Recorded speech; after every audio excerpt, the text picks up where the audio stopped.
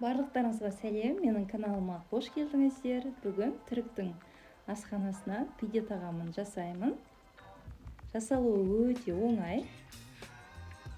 Ең алдымен қамырын илеп аламыз. Бізге ең бірінші жылы сүтке дрожж, тұз және қантты қосып ерігенше араластырып аламыз.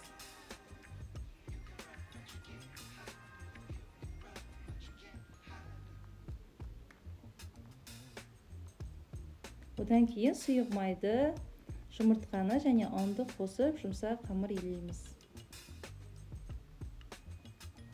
Қамырды қолымызбен илеп аламыз.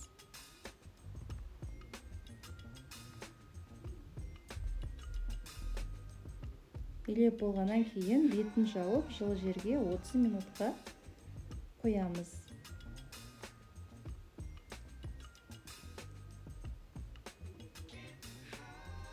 Дайын болған көтерілген қамырды алып 2 немесе 3 бөлікке бөліп аламыз.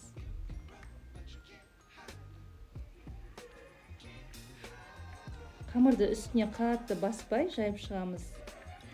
Видеодағыдай сопақ шағып жаямыз.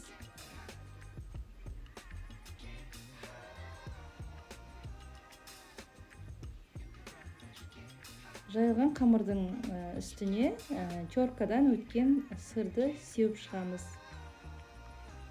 Мен екіншісінің үстіне колбаса турап салдым. Одан кейін жан-жағын шетін басып түйіп шығу керек.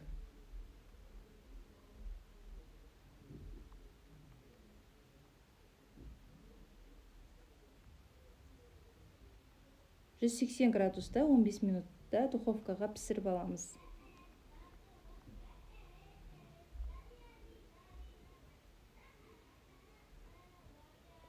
Міне пидеміз дайын болды. Наны қатып қалған жоқ, өте жұмсақ.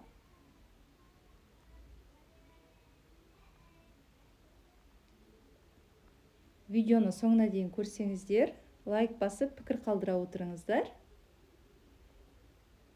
Және менің YouTube каналыма тіркелуді ұмытпаңыздар.